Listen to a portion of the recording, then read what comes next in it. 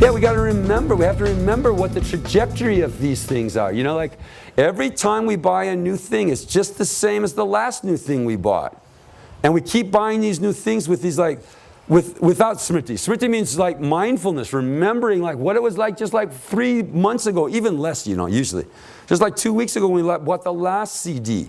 This new CD is going to have the exact same trajectory. You know, it'll give us like a little titillation for a few days or a week or maybe 2 weeks, and then we'll start getting sick of it. And it just becomes another, you know, like at a certain point before MP3 files, before like, you know, iTunes and stuff like that, people were like collecting massive amounts of these little plastic, you know, little squares. You know, massive, like huge things of CDs, just like you used to with records. You know, one after another, after another, after another. And it's like, what did you think? You know, like we just make this mistake over and over. No, this CD is different. This one somehow is going to work out differently. This pair of shoes, no, the other pair of shoes I'm sick of now, but this pair of shoes, it's there. Look how cool they are. They're green.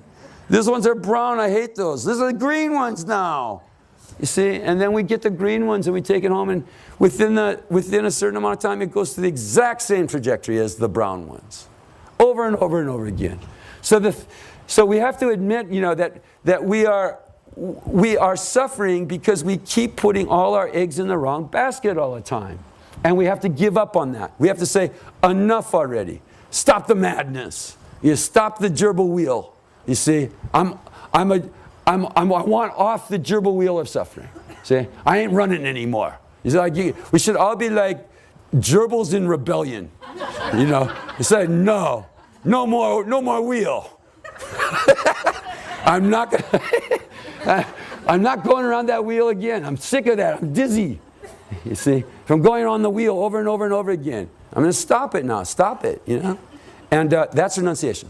That's what renunciation really means. Detachment and renunciation just means I'm tired of making the same mistakes over and over. I'm going to try something new now. And the first thing that you try, so kind of now we'll go back again to this afternoon. The first thing that you start to try is to start thinking about how things really are working. What are the real causes of things? Is the cause of happiness having more things all the time? Is the cause of my happiness just getting another promotion at the job, or getting a new, you know, kind of, you know, office or something like that, a new perk? Is that the cause of happiness? Are these the causes of happiness? Are they delivering the goods? And you start thinking differently about the true causes of happiness and suffering. So let's review, okay? What we're doing here is talking each class of these 4 classes about a different what they call noble truth. Noble truth. These are the four things that Lord Buddha said after he got enlightened.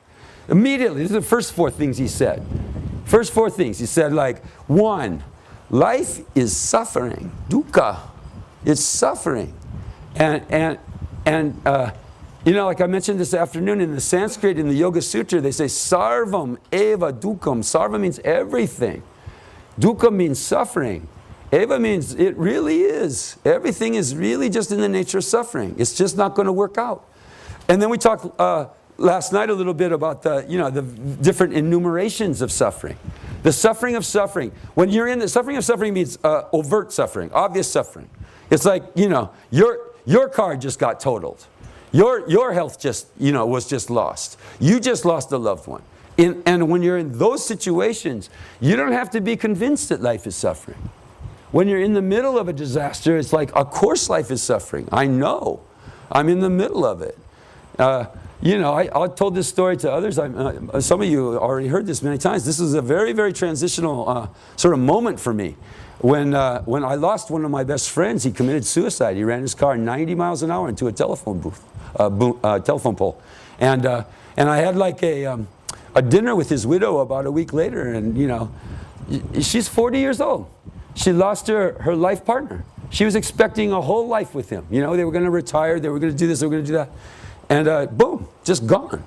And, you know, I told her, you know, John's death has really, you know, kind of gotten me a little more serious about my own spiritual life, at least. There's something good about this, maybe.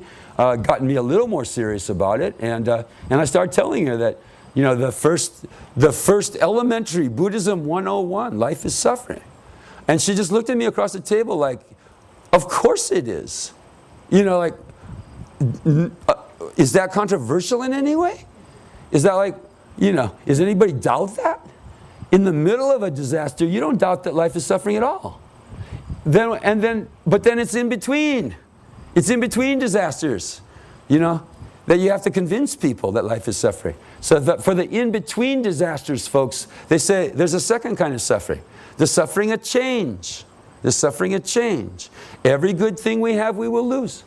Every good thing we have, we will lose. Sooner or later. Slowly or suddenly. Every good thing we have, we will lose. And we're pinning our hopes on having these good things forever.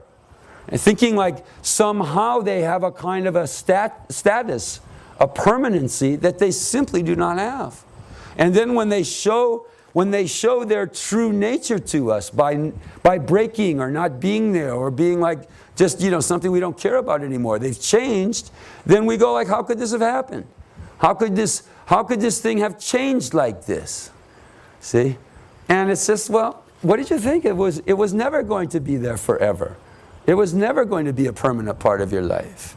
Every good little thing we have, including every material thing, every job, our youth, our vitality, our health, our relationships, every single one of them is doomed.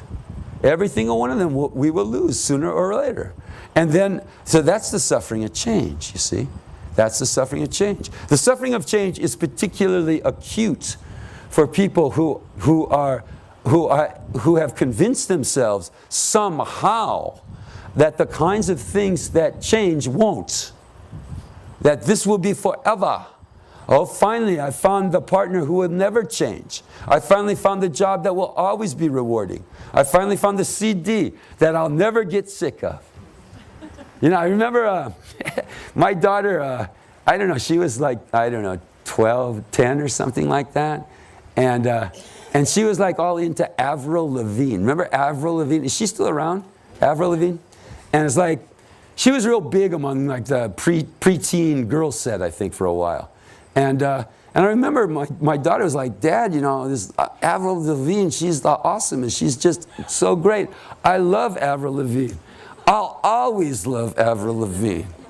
I got Avril Lavigne's CD, I listen to it all the time, and I'll always love every one of her songs, forever.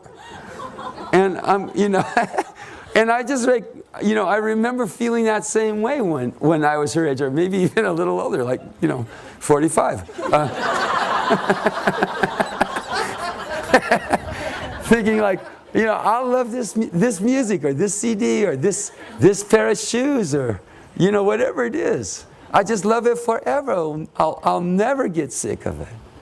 And, of course, so I told her, 2 months, kid. I give you 2. Avril Lavigne got 2 months from now. Go. Before you get sick of it. And everything's like that. It may have a little longer shelf life than 2 months, but, clock's ticking. Clock's ticking on everything. Or you lose it quickly. Or the Avril CD just breaks. And you can lose it suddenly like that. And people too. They're not there anymore. So you can get tired of them, or they can change and so over time, or they're not there anymore. Because they were never always going to be there. You see? So, we have to learn that life is suffering. This kind of life is suffering. Happiness isn't out there somewhere. It's not out there in the CD, in the person, in the job, in the money, in the boat. The new boat. It's not in these things. Those things cannot deliver the happiness we're looking for them in.